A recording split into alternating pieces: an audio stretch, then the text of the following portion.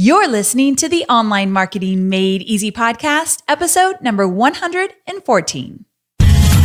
Welcome to the Online Marketing Made Easy podcast. Business advice so easy, you'll feel like you're cheating. And now your host, Amy Porterfield.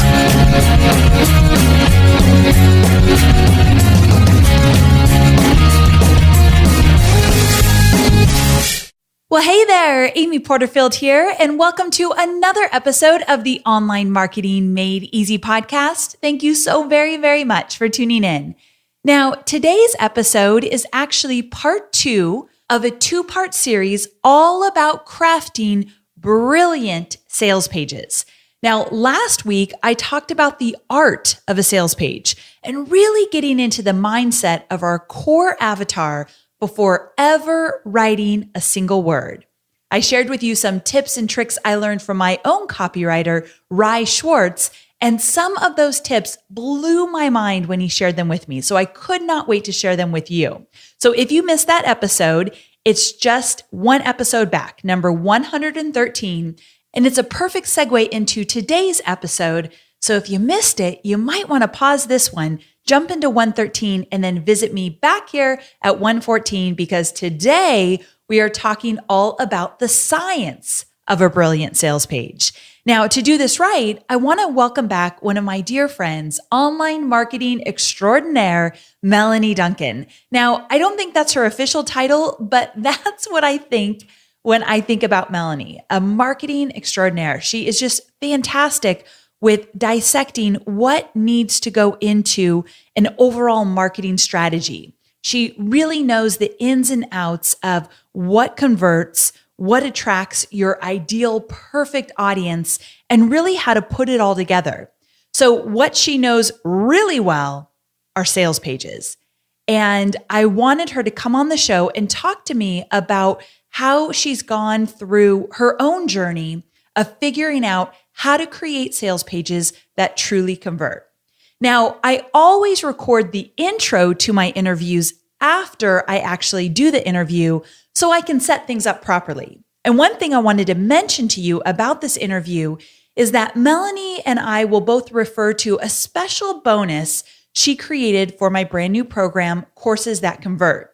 Now, in that bonus, she talks about the 18 core essential elements of a sales page, and she talks about this special guide as well. Now, when you hear that, you might be bummed if you're not part of my course, and you might think, oh, I'm missing out. Now I don't get it. However, I wanted to let you know that this episode is going to dive into the 5 most important elements, at least in my opinion, of a sales page. So in the bonus, she did 18. I took the 5 most important elements and asked her to dive into them even deeper in this episode. So you're going to get some really good stuff, no doubt, even if you never got that bonus because you're not part of Courses That Convert. You're still going to get some really good, valuable content today that you can apply to your sales page. So don't worry, you, my friend, are in really good hands. Now, I also wanted to create a freebie that was extra special for this episode because when I do episodes, sometimes it's hard for me because it's all about telling you what to do and how to do it, but I rarely get to show you. That's why I think I love webinars so much, because I get to show and tell. So what I did for today's freebie is I created a show and tell downloadable PDF. Now, let me tell you what I mean by that.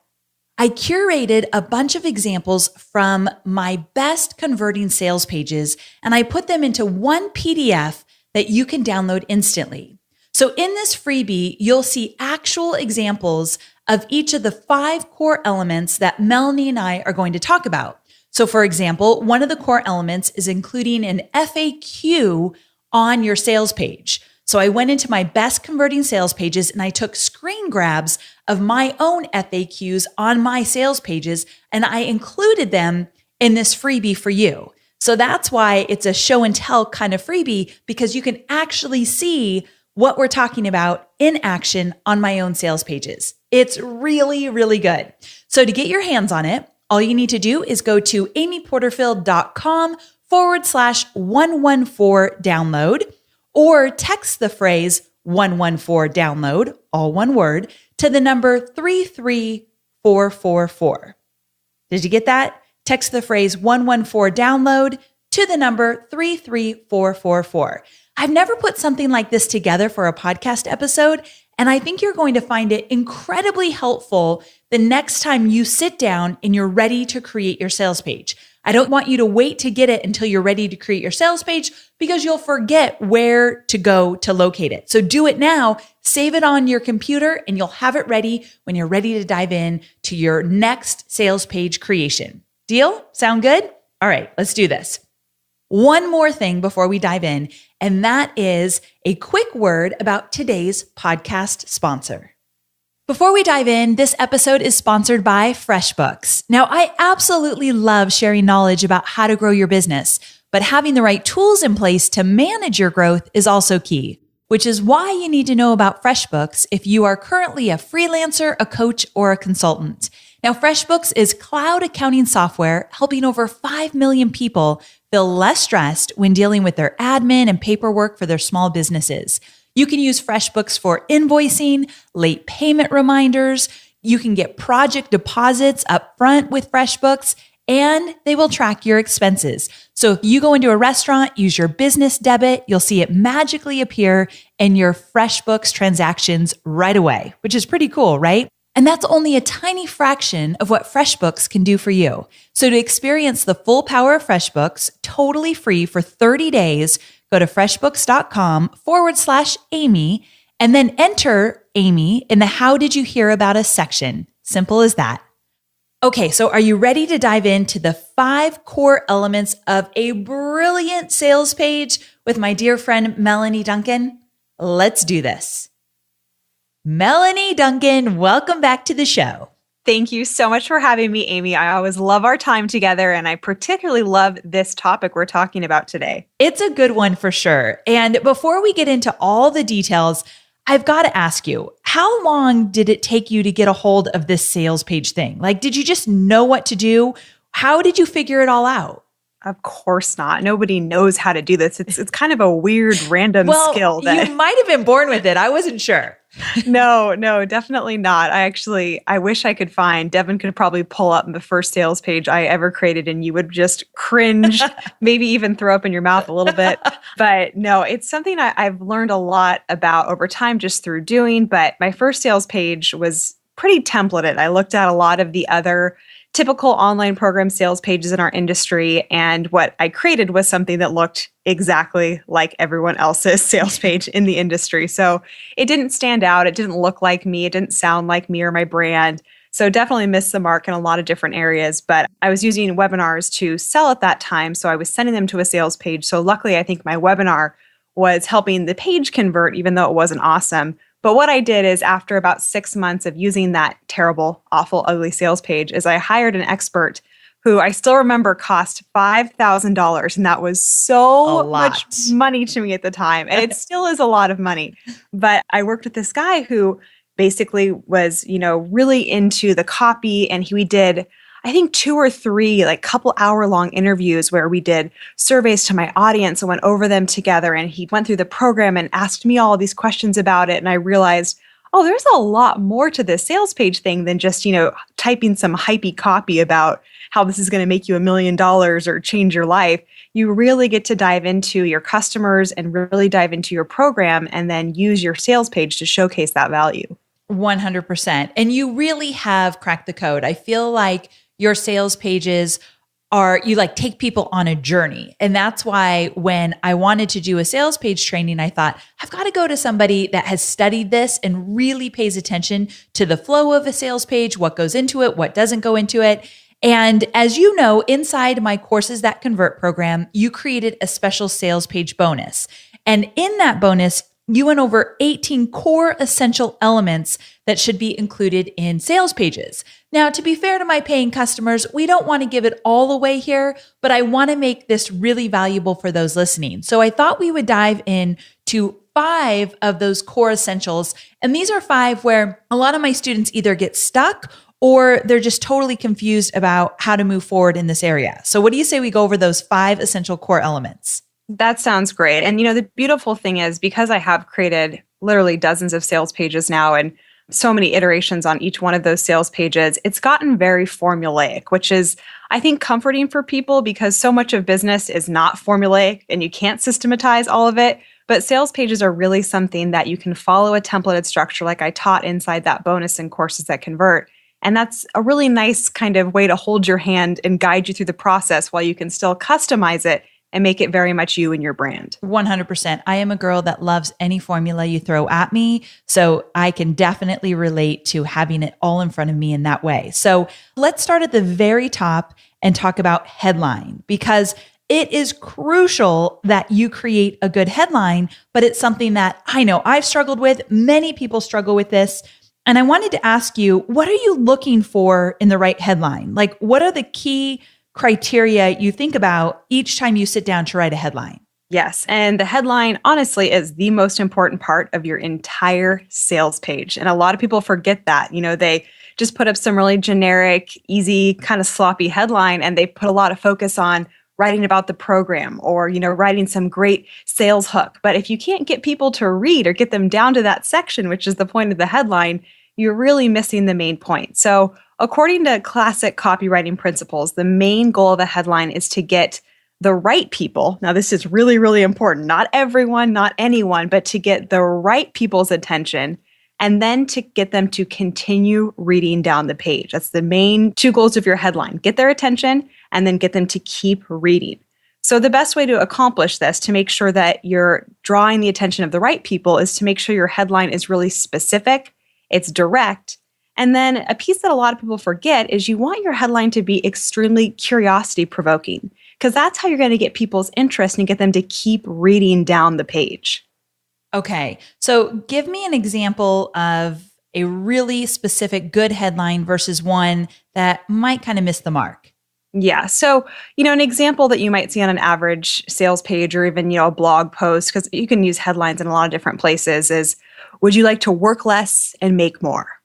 Like, well, yeah, who wouldn't want to work less and make more? But if you're really honing in on something where you want to be very specific, you would say something like, here's 5 things to do each day before noon that can triple your income in the next 30 days. So that's not necessarily pulling out a specific segment of my audience. You'll actually see some headlines, and these can read as a little too scammy, but some really converting headlines will say something like, attention female business owners, 5 things to do each day before noon to triple your income, because then people know exactly if it's for them or not. Or, attention social media strategists or attention direct marketers or something like that, where people actually look at it and they go, oh, this is for me. And then, of course, tying that in with something very specific, very curiosity provoking. Okay. So you're saying that's good, though, if they do want to call out, let's say, attention social media marketers or whatever it might be. It can, like I said, that's something that's a little bit more old school copywriting. I would never do that on the sales page of one of my programs, but you want to write something that people are going to know exactly whether it's for them or not. Okay, got it. And give me just a tip that you have about how to really nail this right out of the gate. Something that's actually super, super important that a lot of people forget is you want to make sure that you're using the language and specifically the exact words that your ideal clients and customers use. So we do this a lot by surveying and, really talking to our audience. On SurveyMonkey, there's a little feature where it'll actually pull out the most popular words from responses. So you can kind of create a little word graph, but you want to know the words that people are using to describe their goals and the words they're using to describe their biggest pains or their biggest struggle. And those are the words that are going to naturally grab people's attention because it's something that they're already living in or they're already hungry for. And those are the types of words that you want to use in your headline.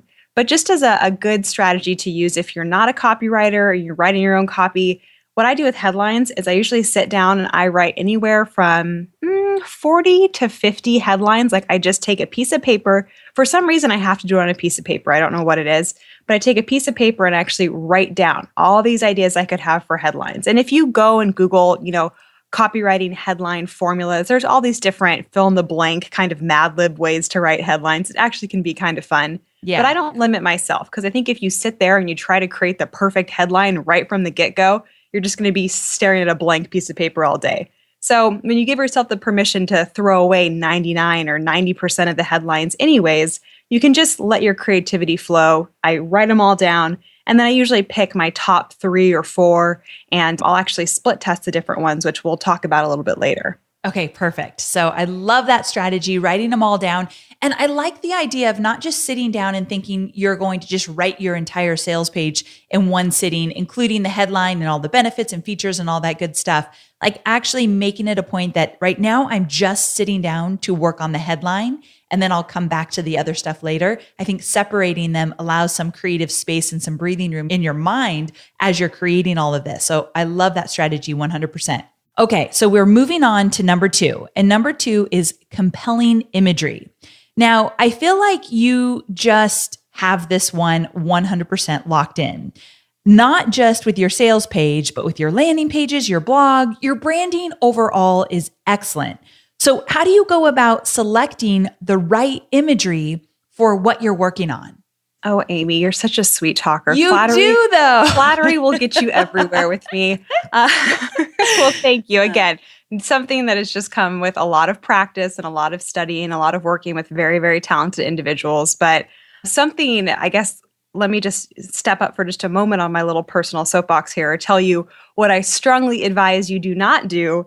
If you are a personal brand, you do not want to use just photos of yourself cheesing all up and down your sales page, which is something we see all too often. It's fantastic to invest in professional photography and get lots of great pictures of yourself. But you have to remember that outside of maybe, the top portion of your page or 1 or 2 places where, maybe you're talking about yourself or talking about a coaching session or something like that, where it makes sense that they'd kind of want to see your face and ground back to you.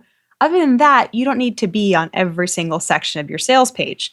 I really believe that the imagery on your page is meant to be there to enhance the copy. So it is copy first, imagery second, which might be something that people are a little surprised to hear from me because I create a lot of visuals. It's definitely a passion of mine, but the copy comes first and the visuals take their cue. The imagery takes their cue from the copy on the page. So what I personally like to do is I use photography or images that people can place themselves into, kind of an insert me or insert yourself into this world, into this vision, into what's possible for yourself, what your life could look like, what your business could look like. So I might be using a lot of photos that maybe they're of my hands on a keyboard. I do a lot of, bird's eye type top-down photography. But it's not just pictures of my face up and down the page because we're not all as gorgeous as Amy Porterfield. You're going to get in trouble for that comment. It's very, very important to use images that are really pulling people in. And for sales pages in particular, infographics are a fantastic way to tie in data, to include examples from what's inside your program. If you have any intellectual property or systems or any kind of infographics or visuals that you can use to maybe teach about different processes inside your program. I mean, you can really use the images to enhance what you're talking about. Infographics could also be statistics that are adding persuasive cues as to why the topic that you're teaching on is relevant. But I think, infographics and visuals that people can insert themselves into what's possible for them is a lot more compelling than just photos of the course creator. 100%. So how do you know how many images you should use on your sales page or when you actually should use an image? I think it's brand preference. I tend to do blocking in sections.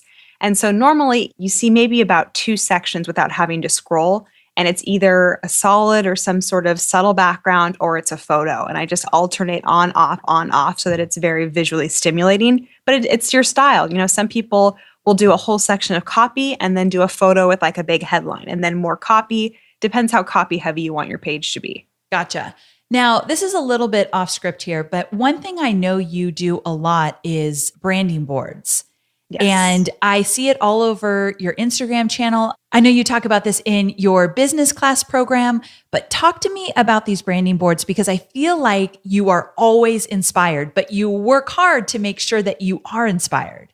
Yes, I actually create a Pinterest board usually where I will start off after I've written my copy. My copy comes first. I write that in a Google Doc, and then I create a Pinterest board with kind of all of the different ideas, imagery, We'll talk about imagery specifically, but I create some sort of a theme or a hero element. So for example, like for my list building program, Perfect Lead Magnet, the envelope was our hero image. So then I might go find lots of cool images, photography, graphics of envelopes, and I kind of create this whole Pinterest board with ideas, and I will edit down from there and work with my graphic designer to actually create the visuals for the page. Okay, so tell us a little bit more, those that didn't have access to that guide. What is a hero image now? So a hero image is I basically choose one specific visual element that is the crux or that is the foundation for all of the imagery on the page. And the little hero image or hero element, is something that is going to be on my sales page. It's probably going to be included in the webinar invitation emails. It's something that might be in the header of my email follow-up. It's going to be included on my worksheets for the webinar for that program. So it's something that just kind of lives throughout the entire experience of that promotion and that program.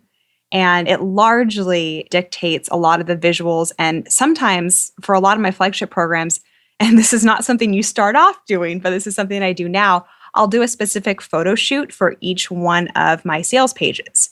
So, if I'm deciding that the envelope is going to be the hero image, I'll go and get all of these really beautiful envelopes, or I might come up with the different framed shots that I want to do of maybe like one of the things I did was my hand passing an envelope to someone else's hand. So you could tell there were two different hands. I had a friend stand in, and it was signifying like you to your dream customer, like passing the envelope, passing the invitation. And that's something that I really recommend doing, is deciding on one visual hero element and then figuring out ways to incorporate that visually differently on your sales page. I love that. And just for the record, Melanie mentioned this, but she does these special photo shoots for each sales page, but she did not start out that way. So we're not saying every time you do a sales page, bring in a professional photographer and start shooting away. This is just something to work into, but you will notice, and I'll make sure that I have some links to some of her amazing sales pages. You'll notice that she definitely puts a lot of time and effort and thought into every element of these sales pages. And I love to model the best who's doing it right. And Melanie is that person, which hence why I brought you on the show today. So it's perfect that you're going that extra mile, because I want my students to see what it looks like to put that much effort into it. Yes, but there's so many, and that's something that I included in the guide also, is there's so many different like amazing custom boutique stock image shops now for photography, where it's almost kind of crazy to do your own stuff these days unless you really have a passion and get a thrill from it. That's true. So there's definitely some resources that can help you out, and we'll link to some of those in the show notes as well. So let's move on to number 3. Number 3 is a big one. It's testimonials. And so many of my students are frustrated over the testimonial element of a sales page because many of them are just starting out.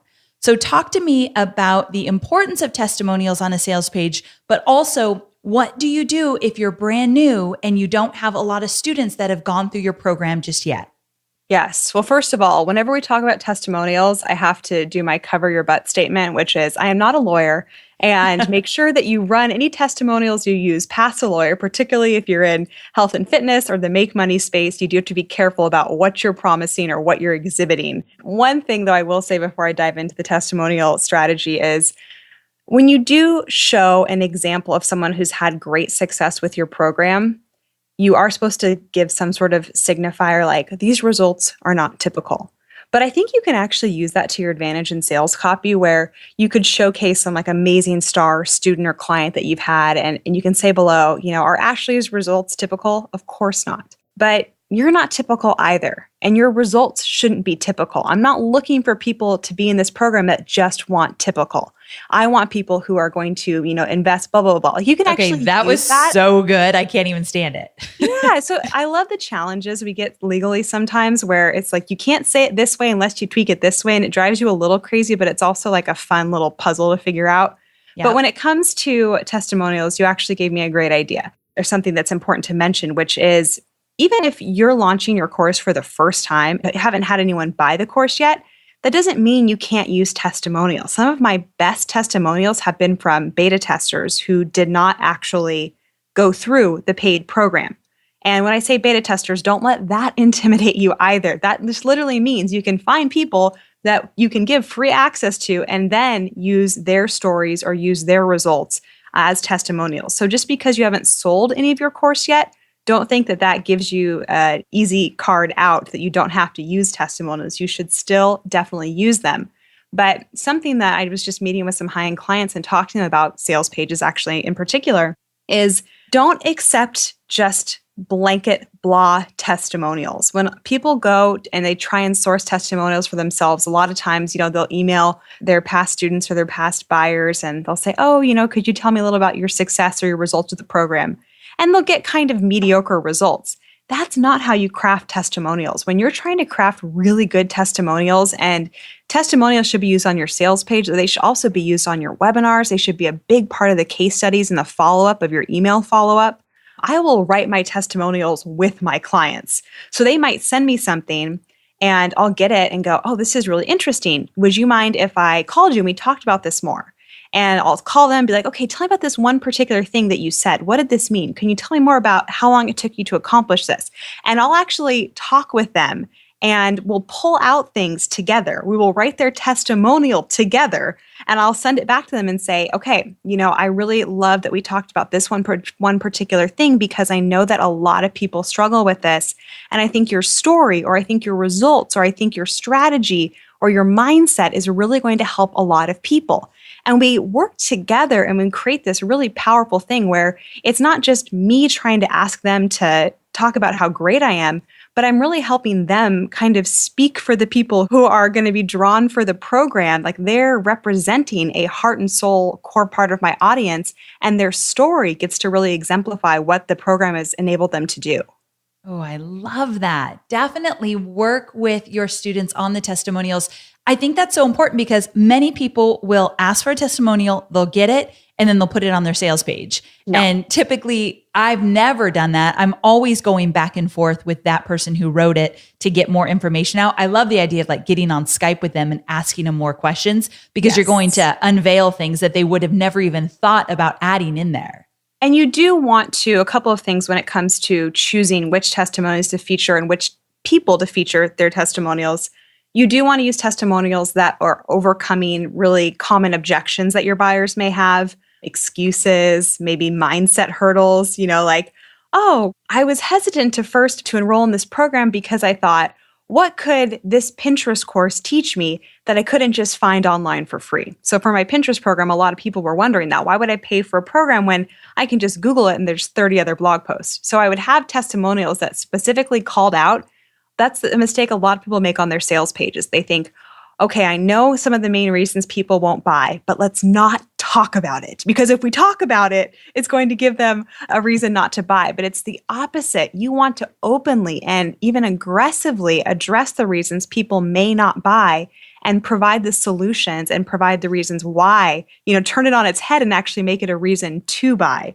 But the other thing that's important is to make sure that you're choosing testimonials from different types of customer archetypes. And that's kind of a fancy word for just saying make sure the big buckets of the different types of demographics of customers are represented. So for example, Business Class, my membership program, it targets a lot of different types of business owners. We work with e-commerce owners who sell a physical product. We work with coaches. We work with authors, real estate, people in real estate. So when I use testimonials, I make sure to not just use a bunch of testimonials from people who are online coaches, but I try and choose different people who represent different segments of our community so people can say, oh, okay, that's cool. Because one of the biggest questions you're going to get when people are reading your sales pages is this for me? Is this for someone with my type of business? Is this for someone who's at my stage of business? And you can use the stories of people, the testimonials. I always put what type of business they have or the name of their business so people can actually go and look and see, oh, this person has a business just like me and she got great results. So I bet this program would be good for me too. Oh, I love that tip. You also have a great tip about testimonials from students versus peers. Tell me about that. Yes. So that's another important part of positioning is not just, what your program makes possible, but when you're talking about yourself, it can be really great to ask other people in your industry, what makes you different? Why should people listen to you? What do they like about what you do or how you do it? Because that can provide a lot of up-leveling and positioning as well. Okay, good. I like that. All right. So we are moving on to number 4. And number 4 is the course content outline. Now, this is a no-brainer. You definitely want to include details about what your course has to offer. But my question to you is, can you talk about the difference between benefits of your program and then features of your program? Because I think this gets a little bit murky when people start outlining their sales page. It does. And the saying goes that features tell and benefits sell, which I love that because it makes it very, very easy. So basically, features are the what and the benefits are the why. So for example, on a sales page, you might say, this program includes 12 in-depth step-by-step videos or, a 30-page workbook. Those are essentially features of the program. The benefits are always the so what or the so that. So features 12 in-depth step-by-step videos so that you can quickly and easily master creating copy for your website. Or so that you can quickly and easily ingest dozens of helpful examples. You want to make sure that you're not just talking about what's in your program, but why you've chosen to include it and what it's going to make possible. Okay, so how can you make this section stand out? This section about your course content, what's included, benefits, features. What are some tips or tricks you have to make it stand out? It just should be so benefit oriented. It seems silly. Like it should just be talking about over and over again, what are they going to learn? People will say like module 1, we're going to talk about, how to eat better. That's not a compelling module. So in module 1, we're going to talk about 3 things that you should be eating every day in order to lose 5 pounds within the first week. So the reason I'm specific and focusing on that benefit. Why is someone going through your fitness program? Because they want to lose weight. So in the first module, I'm already promising something that they want to do, which is, probably eat. And they're still going to get that desired result, which is lose weight within a certain desirable time parameter, which is in the first week. So you're just making everything like so enticing, so benefit heavy, so interesting. And this is another place that you want to really focus on curiosity. We talked about curiosity in terms of the headline, but this is your chance to, and this is an area I think can be a lot of fun with your copy, is you're hinting about what is inside, but in a way that people are so dang curious, like, how is she going to teach me that? How is that going to be possible? And you don't want to make any, grandiose claims, but really crafting that copy, like I said, so you could talk about, 3 things that you need to eat each day in order to lose 5 pounds in the first week, where people are going, oh, that's so interesting. Or I'll use my Pinterest sales page as an example. 1 thing that takes you less than 30 seconds to do on your Pinterest page that'll double your traffic in the first week. Bring it on. I love that. Yeah. So people are like, oh my gosh, tell me what that is. I need to do that immediately. That's what you want the copy to be inside the course content. You want your copy to sound so interesting so that people cannot wait to dive in and do it. Okay. That is such great advice, really specific. I love it. And as you were talking about the benefits and the features and really focusing on the benefits, I started to think about the length of our sales pages. And for both of us, we write really long sales pages. Yep. And so many of my students have seen my sales pages and right away they say, Amy, does my sales page need to be that long? That's really long. And all they're thinking is, that's a lot of copy. So talk to me about the length of a sales page. What's important? Do you need to have it that long? A great little soundbite about that is from one of my friends and mentors, Ramit Sethi. He writes even longer sales pages than you and I, Amy, and he actually has a great copywriting course too. He says, people give him a hard time and say, who has the time to read all the way to the bottom of your sales page, which is where, you can actually click to purchase the program. He goes, the only people that read the whole sales page are the buyers, are the people that you actually want to be reading your sales page. But so true. Does it have to be epically long? No, it doesn't. I mean, as you talked about, I think there's 18 elements that I recommend including. So there is a lot of stuff, particularly if you're selling a $1,000 or $2,000 product. There's a lot of important stuff you do want to include, and you can have buy buttons at different points in the page. But there are some people that really do want to have all that reassurance. Something that I did with the Perfect Lead Magnet sales page which I thought was really interesting, is we made it a microsite. So instead of having to scroll through the whole page, there's actually a navigation bar at the top, like a little mini website. And I thought that was really interesting. You'd have to go through and test it because traditionally long form sales pages do still convert better, whether it's just because it's how the audiences are trained or not, I'm not sure. But I've also done a lot of expanding and collapsible sections so it doesn't feel as epically long and people can go in and expand upon a section, an FAQ section or a guarantee section. And that way it does feel a little bit more concise. But the truth is, we've tested it and the longer sales pages convert better. I totally agree. I'm 100% behind you on that. And I love what Ramit says about who's reading to the very bottom. The people that are paying you money. So I think it's a good reminder. Now, you're writing for them. You're writing for them for sure. Now, you just mentioned FAQ, and that's actually our number 5 core element. And this is one that might seem straightforward to most. The frequently asked questions, you might think you don't want to put a lot of time here, but I think both of us know that this is a crucial section of a sales page. So can you talk a little bit about the importance of adding an FAQ section to your sales page, why you would want to do it, and also how to strategically approach this? Yes. So I'm going to talk about selling for a moment here, which I know can ruffle people's feathers, but hey, bring it on. Get ruffled. I get excited because every element of your sales page, it is a sales page. It is for selling. And you should embrace that and get excited about that.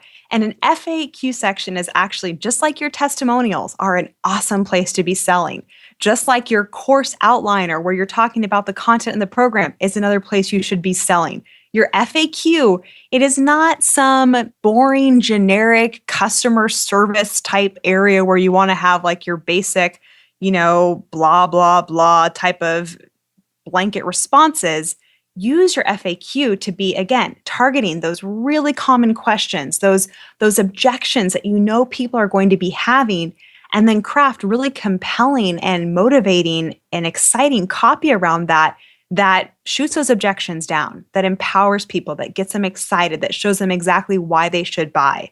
It's a great place. People that are reading the FAQ are right on the brink of buying. So you want to make sure that your questions and the things that you are answering, they're the most common reason people are either going to buy or not buy. So take that seriously. I totally agree with that. And one of the things we do with our FAQs is we attract or repel. This is just on my own sales pages. And what I mean by that is either we're attracting the perfect ideal customer to this program, or we're repelling, and that seems like a strong word, but really we're making it clear that if you're not right for the program, we want you to be aware of that as well.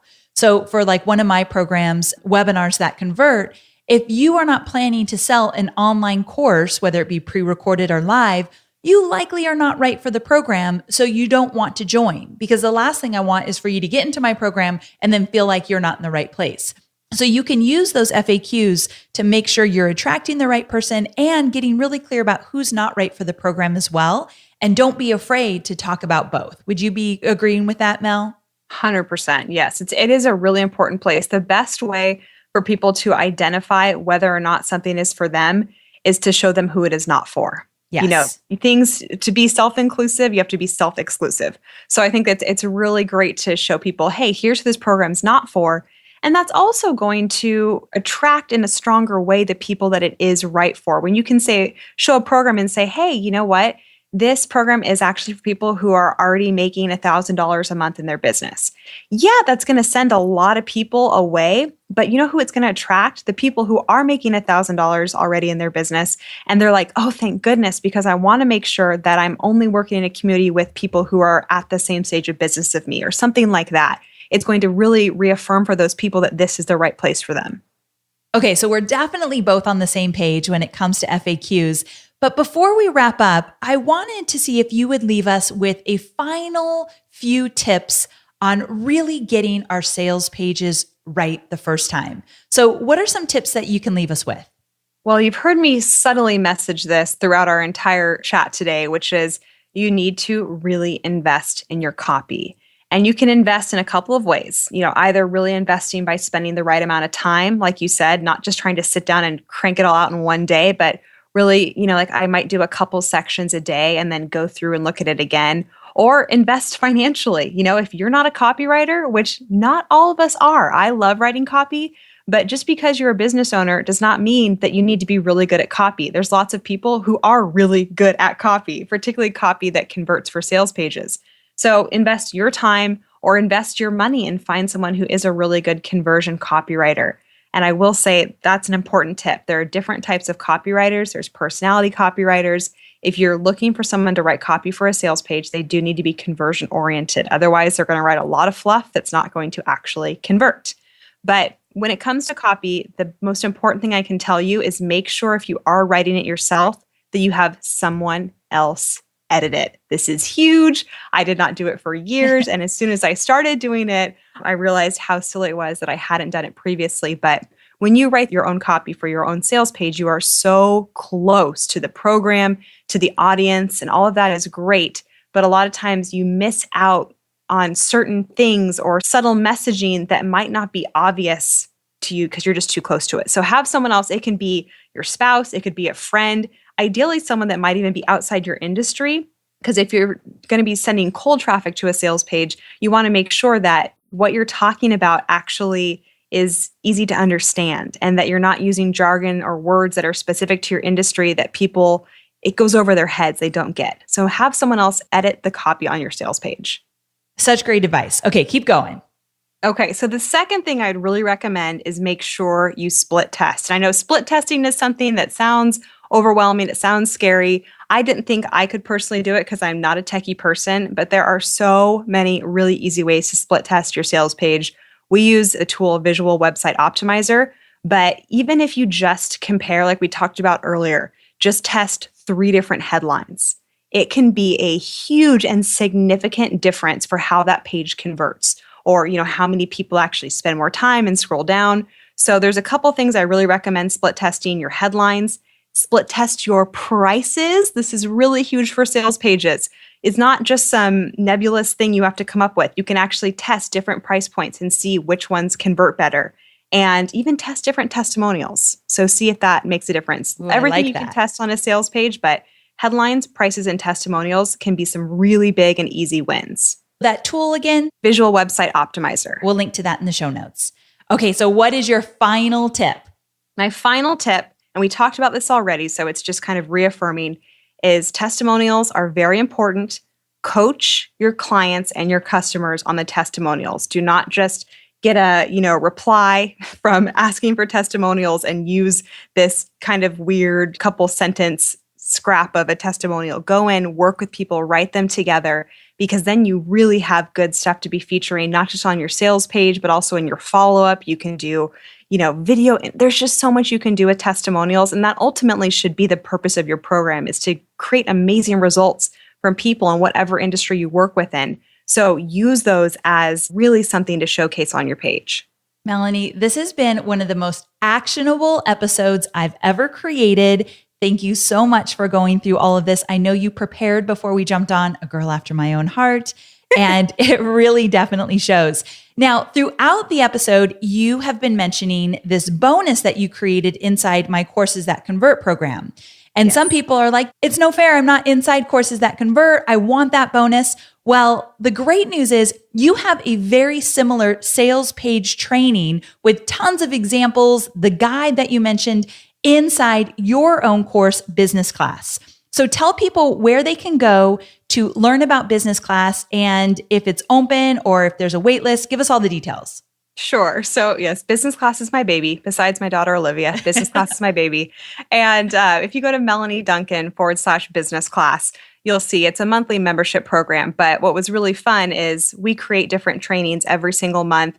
And they have video trainings, but they also have these really visually dynamic, digitally interactive training guides that are templated to look almost like an editorial spread, but they have videos and different text links and examples. And like my sales page guide, inside of it, I linked to, I think, 6 exact examples of my highest converting sales pages for all different programs that I've launched. But inside of Business Class, we create guides on all different topics. So not just on sales pages, but also on, welcome sequences or how to build your email list and all different types of strategies. And it's usually waitlisted. We only open it a couple times a year. But if you go to melanieduncan.com/business class and it's not open, you can get on the wait list and we'll give you early access next time we do open up.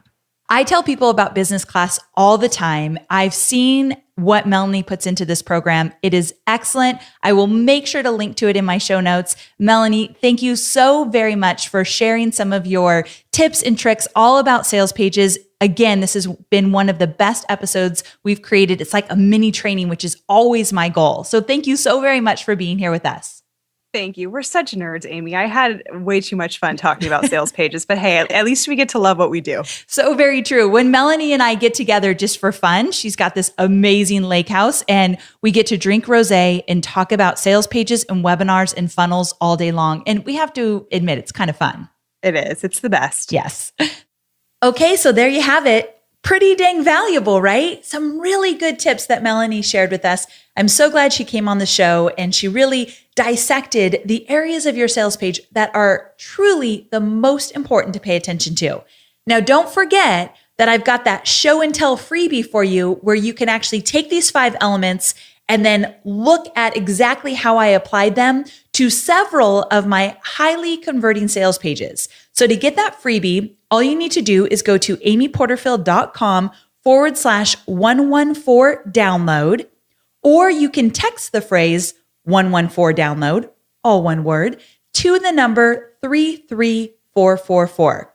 Don't wait to get this. Get it now, save it on your desktop or computer or Dropbox or wherever you want to save it, and you'll have it waiting for you when you're ready to create your next sales page.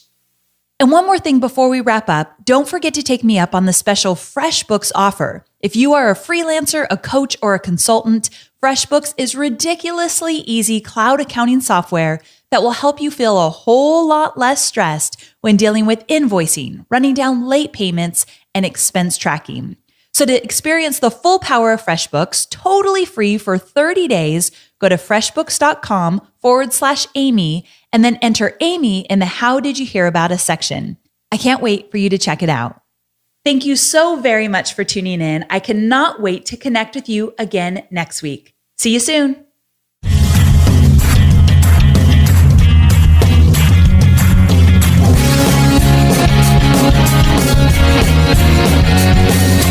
Thanks for listening to the Online Marketing Made Easy podcast at www.amyporterfield.com.